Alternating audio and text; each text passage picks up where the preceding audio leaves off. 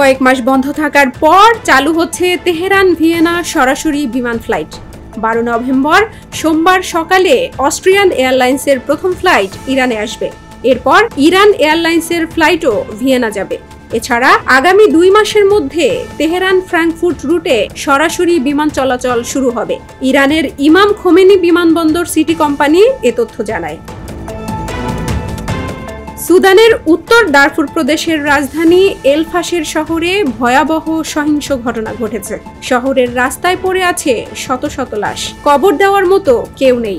গত সপ্তাহে শহরটি দখল করে নেয় সুদানের আধা সামরিক বাহিনী র্যাপিড সাপোর্ট ফোর্সেস RSF।